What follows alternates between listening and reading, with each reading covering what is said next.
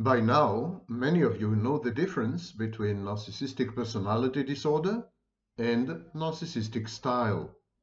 They're not the same. They're profoundly different. Narcissistic style involves a pattern of behaviors that are asocial or antisocial or abrasive or unpleasant. These people are obnoxious a-holes. But the narcissistic style does not involve any mental health pathology. It is difficult to coexist with someone with a narcissistic style, but there's no mental illness there, and the damage is therefore much more limited and passing.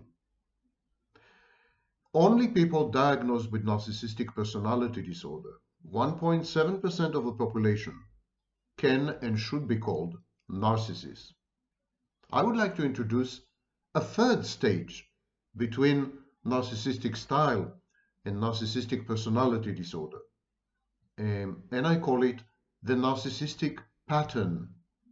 The narcissistic pattern is a pattern of behaviors, reactions that are either intermittent or ingrained, are typical of pathological narcissism, but are isolated in some way.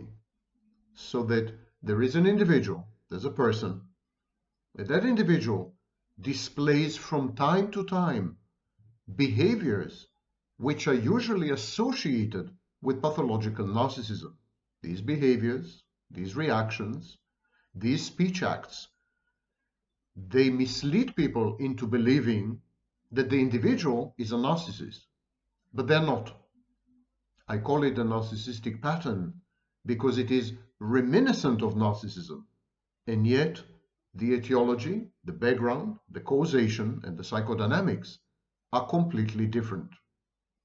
The narcissistic pattern is not the same as narcissistic style. People with narcissistic style behave the same way all the time. So they're obnoxious all the time.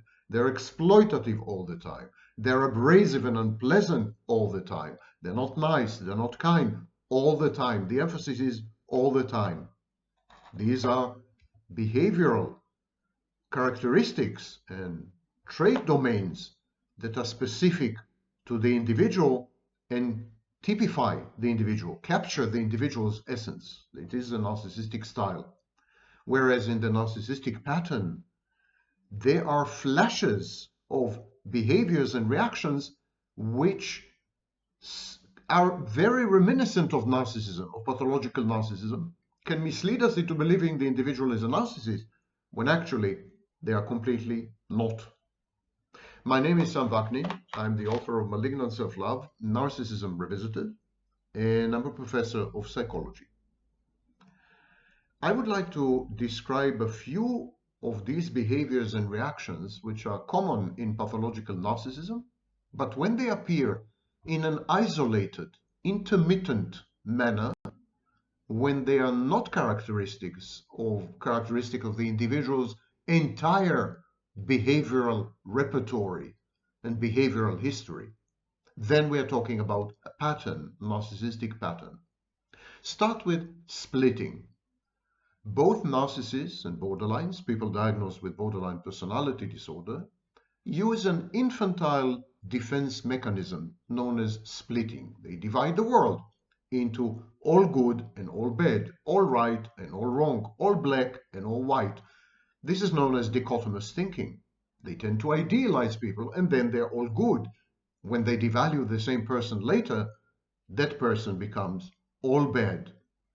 Something is either 100% right or 100% wrong. Someone is 1,000% enemy or 1,000,000% friend. This tendency to divide the world into black and white with no nuances of gray, with an inability to perceive subtleties, this is known as splitting, and narcissists do this a lot. But so do otherwise mentally healthy people.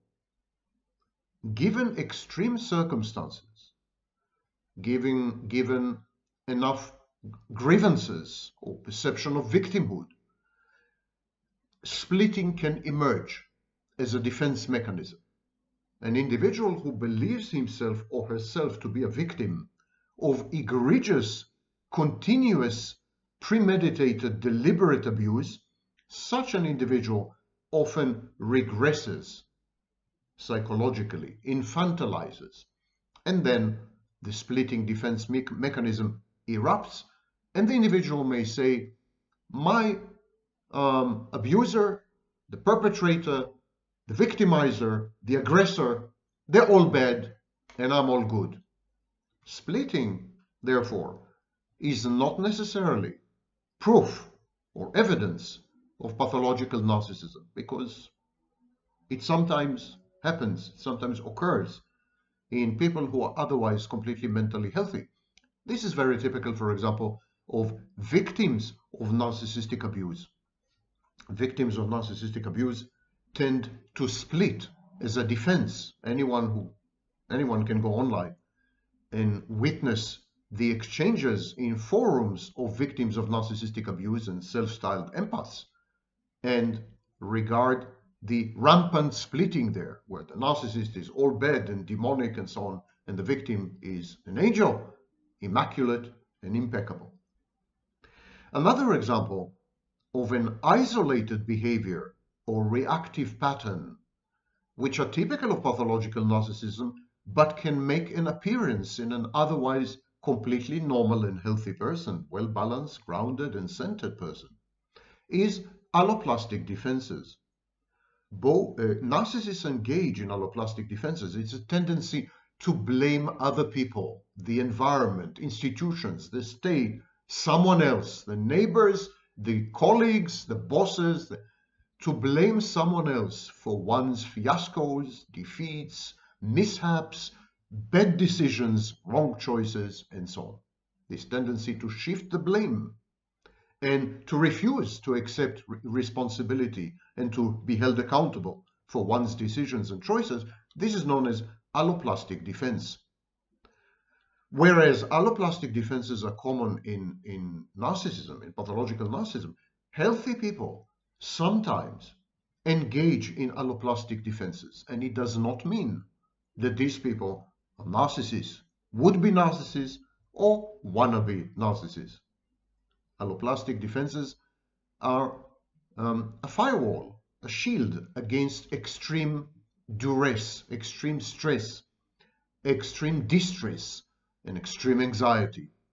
When these become intolerable, unbearable, exceed a certain qualitative as well as quantitative level, many people engage in alloplastic defenses as a way to not burden themselves with the additional stress of guilt. So it's a way, when the person is stressed, exposed to tension, faces unpredictability, uncertainty, indeterminacy, and so on and so forth, many people shift the blame. They accuse other people, institutions. And the reason is that guilt is very, very burdensome. Shame is devastating. And so, as a defensive measure, anyhow being subjected to a lot of stress and distress, the individual shifts the blame and thus avoids feeling guilty and avoids experiencing shame. Alloplastic defenses, therefore, are much more common than we care to admit, and it is at the core and the foundation of victimhood movements, victimhood identities, competitive victimhood, victimhood signaling, and virtue signaling. All unpleasant social phenomena, but not indications and not proof of pathological narcissism. Next is confabulation. Confabulation, to remind you, is when the narcissist attempts to breach nagging memory gaps by inventing a story, coming up with a narrative, which is both plausible and probable, and then mistaking this concocted, conjured up narrative for reality, for facts, and defending the narrative aggressively against any challenges and evidence to the contrary. This is confabulation. It's common not only in narcissistic personality disorder, but also in psychotic disorders. Many people, from time to time, confabulate. These confabulations are perceived by others as a form of gaslighting or future faking or outright lying. But they're not. They're desperate attempts, last-ditch measures, and last resort choices intended to somehow maintain a sense of continuity and to make sense and make sense of one's life and imbue it with meaning. So, whereas confabulation could be pathological or a strong indication of a pathology, in healthy, normal people, confabulation is much more rare, and it is intended to serve as a kind of glue that would hold the core identity together, that would engender a sense of personal autobiographical continuity, and that would serve as a hermeneutic principle, an explanatory, interpretative principle that makes sense of one's life and events in one's life, including cataclysmic events or life crises. So, if you confabulate, it doesn't mean you're a narcissist. The test here is the frequency. Narcissists confabulate all the time, whereas healthy, normal people do so intermittently, few and far between. Another example of a behavior which is usually identified with pathological narcissism, but could occur, could happen, could instantiate in totally healthy and normal people, is self-enhancement. Narcissists seek input from the environment and sometimes coerce other people to provide them with such feedback that allows them to enhance their sense of self, to buttress and support an inflated, fantastic, grandiose self-concept. And so self-enhancement is an automatic response of the narcissist faced with challenges to a grandiose, unrealistic, counterfactual self-concept. That is in pathological narcissism. But healthy, normal people also, from time to time, self-enhance and self-supply. The difference between the narcissist's self-enhancement and a healthy person's self-enhancement is that the narcissist's self-enhancement is not based on facts. It is divorced from reality. It is coupled with an impaired reality testing. The narcissist is no longer with us, whereas the self-enhancement and self-supply of a healthy, normal individual is usually grounded in reality, adheres to a factual narrative, conforms to norms, conventions, and mores that are widely shared. The narcissist, therefore, is solipsistic. The narcissist is fantastic. The narcissist is unrealistic, whereas the healthy person who confabulates usually confabulates out of the groundswell of reality and remains tethered to it, never leaves sight, never loses sight of reality. And this has to do with the difference in self-concepts, whereas the narcissist's self-concept is fantastic, grandiose, inflated, unrealistic, dramatically divorced from reality.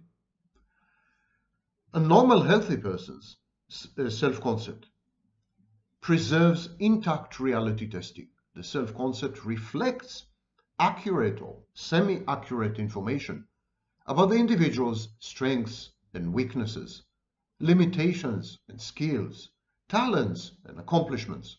That's not the case with the narcissist, where the self-concept is falsified, where the self-concept is utterly imaginary, where the self-concept bears no bearing to reality. Of course, self-enhancement of such a self-concept would also be fantastic and divorced from reality. And that's not the case with healthy, normal people. They also have a self-concept, and sometimes this self-concept is mildly grandiose, and they self-enhance this self-concept from time to time when needed. When, for example, they're under stress and duress, or when they're distressed, or when they've just gone through a major life crisis, or when they're down and depressed and so on, then people self-enhance. Normal, healthy people self-enhance. But their self-enhancement is easily traceable to antecedents and precedents in reality, can easily reflect accurate information about the individual. Take, for example, the victimhood stance. Whereas narcissists default automatically to a self-imputed state of victimhood, normal, healthy people rarely claim victimhood. The narcissist's alleged victimhood has to do with the narcissist's alloplastic defenses, tendency to blame others, and external locus of control, the belief that one's life is determined from the outside by possibly envious and malevolent people. So this paranoid ideation, coupled with alloplastic defenses, which are often very aggressive, they give rise to a victimhood stance, which is also actually aggressive, demanding. Whereas in healthy people can sometimes feel as if they have been victimized, and even develop a kind of mild, attenuated, extenuated victimhood identity. But it would be passing, it would be intermittent, it would be grounded in reality, actually, in a real case of having been victimized, in a real case of victimizing, and it would generally lead to actions that vitiate and negate the victimhood, which extricate the individual from the victimhood. Whereas in narcissism, victimhood just leads to more victimhood, deeper victimhood, more profound victimhood, all-pervasive, ubiquitous victimhood. Entitlement. Remember what we're doing here. We are distinguishing between pathological narcissism and its behaviors and its traits, narcissistic style and its behaviors, and the same behaviors and the same reactions in completely healthy and normal individuals, where there's no narcissistic style and there's no pathological narcissism, not subclinical and not clinical, absent completely.